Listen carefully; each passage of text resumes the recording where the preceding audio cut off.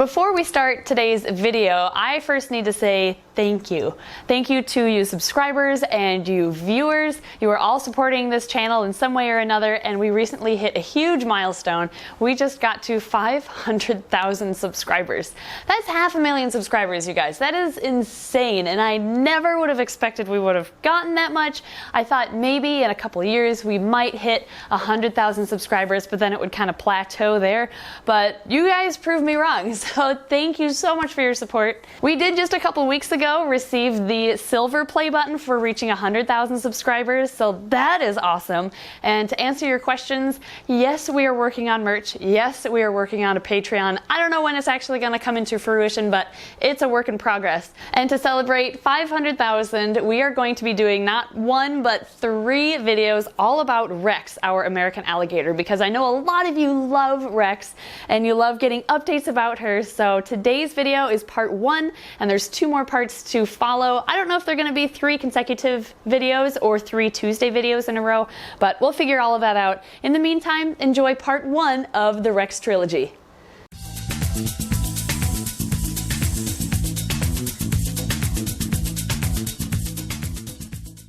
For the last few weeks, my alligator Rex has not been acting himself. Here, look at this.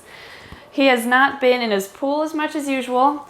He hasn't been moving around as much as he usually does, and he leaves behind these small little urate spots, which tells me that he's trying to push something out but isn't able to. And the biggest sign that something is up is that he hasn't been wanting to eat. So today we are going to the vet. It's also, his basking light isn't on yet because it's really early in the morning. But I am going to pack this guy up and off to the vet we go. We'll probably need x-rays just to see if there's something inside going on. So I figured I'd bring you along for the journey. Well, I have Rexidoodle all packed up behind me in his travel tote, and I think this is a result of me feeding him a rather large parrot cichlid about 3 weeks ago. It had passed away at my friend's house from natural causes, so I fed it to Rex and he got it down just fine. But about a week or 2 after he ate it, he regurgitated the skull and part of the skeletal structure of the fish. So I think it must have just been too bony for him to handle or something. I don't know. He's been able to digest bones the whole time we've had him, and he should be able to, I would think, digest bones of even a bonier type of fish, but apparently not. I think he might be blocked up by part of the remaining skeleton inside of him. Why he's not able to just, dissolve the bones with his strong stomach acids, I don't know. It could be due to the fact that he is older. I mean, he's 31 years old. Alligators live 30 to 50 years old. And because of his neglectful past, we don't know how long he's going to live. So, I mean, it could be part of that too. I just hope it's something that he can get better from, whether that means surgery if he is impacted, or who knows what. I just want him to be better. So we're on our way to the vet. Here we are. You ready, bud? We'll see you when it's over. Well, here we are at the vet. Rex was very well behaved for his x-rays, and we couldn't, oh, now you're gonna take off. Oh, all right, I will hold him with one hand and we'll record with the other. We couldn't really see anything on the inside. I'll go through them more in detail later when we get home, but he is a bit dehydrated, which is kind of what I was thinking too, because you can tell by his eyes, it's kind of sunken in here, and that's a classic sign of dehydration with crocodilians. So we are going to give him some fluids. And by the way, the vet, Dr. Kaiser, sexed him, and Rex is a girl, actually. So all these years, all 4 years we've had him anyway, we've been calling you a boy, but you're a girl. Congratulations. And I'm sorry. I'll give you head scratches to make up for it. I'm sorry I've been calling you a boy. I'm probably going to continue calling her a boy because I've been calling him that for so many years. Welcome back. Hey. Oh, hi. That was the vet tech. We just weighed him, and he is 20.3 pounds. You're getting fat, boy. You're also going on a bit of a diet after this. He might not look fat up here, but, well, she might not look fat. But you can see this extra fat stored in the tail. You've definitely survived being underweight from your previous home. except we've bounced you back a little bit too far, so I'm sorry, girl. A little bit of a diet when we get back. All right, so we're giving Rex some subcutaneous fluids because she appears to be a little dehydrated. And the reason why it looks yellow is we did add some vitamin B to the solution. So sometimes that helps stimulate appetite, helps them feel a little better. Let's take a look at those x-rays or radiographs. Here is a top-down view of Rex's abdomen. The two large blotches near the top are her lungs. One is slightly larger than the other. Running down her back is, of course, her spine and those vertebrae, which look pretty well aligned and look good overall. Down here we have her hip bones and her femur bones, which are very deformed, actually. This took me by surprise, and this is likely caused from her being kept in a small box for the first 27 years of her life. Although I wouldn't have guessed that they were deformed just by looking at her from the outside, so that is news to me. Down here we have her ankle bones and her toe bones. It's kind of neat to see how long those bones are because, you know, their feet are webbed, so they look a little bit different on the outside. And all of these little white lines running down her back are actually her osteoderms. Osteoderms are the modified scutes that crocodilians have. They have a bony base to them, so that bone, just like any other bone, is going to appear on radiographs. And if you look at her bones overall, they show up quite well on the x-ray itself, which means she's getting a good amount of calcium in her diet, so that was a relief to hear.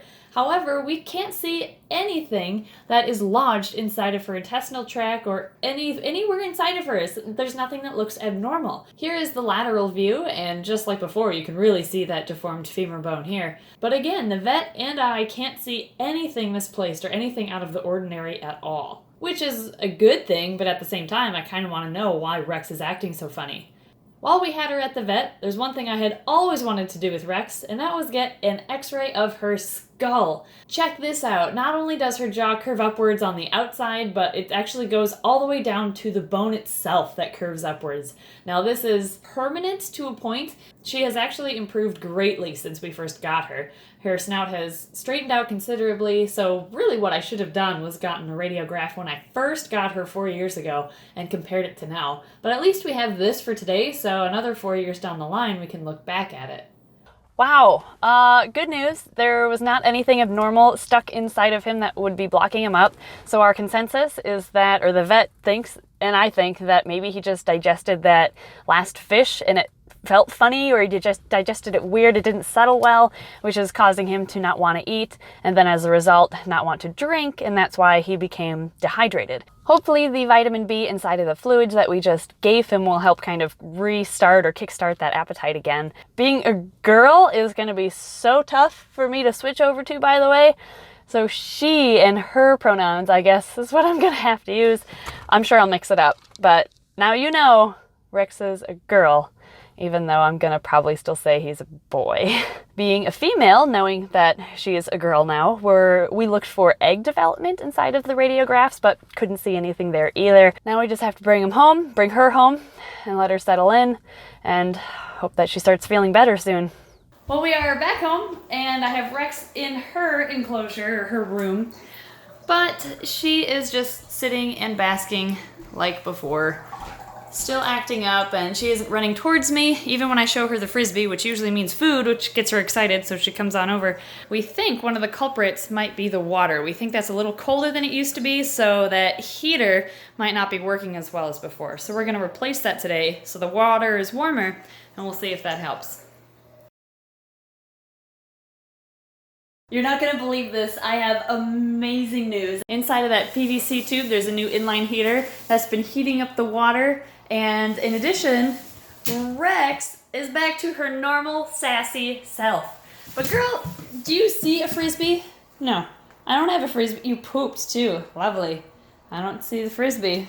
Food frisbee is right here. Okay. Yep, now you know I have food for you. Except she's going to try to catch it in her mouth right there. Now remember, Rex was not eating for the past probably about 3 weeks. Sorry it's so dark back there. But watch this, guys. Eating like a champ. Nope, that's it. We're doing small meals, like little treats almost, just to make sure that she can handle them okay. And that's the second one she's had for us now since coming back from the vet about 2 weeks ago now, so I think it was just a matter of time and waiting for that parrot cichlid to get fully digested through, and now she is back to her normal self. I cannot even begin to explain how relieved I was when she started perking up again and she ate her first meal again with us, and now she's eaten her second actually since bringing her back from the vet about 2 weeks ago. I'm pretty sure it was a combination of her pool water being a little bit chilly because her old heater wasn't keeping up with the volume of water it had to heat. So Ed replaced it with the one in the tube there. Thank you, Ed. And another big portion of it was that previous meal just not sitting well inside of her for whatever reason. But now that that's all passed through, she is back to her normal, feisty self, and I love it. By the way, I think we're going to go with Rexanne as her official name, but of course we'll still call her Rex for short because you can't change a name after 31 years. Anyway, thanks for watching today's video, and welcome back, Rex.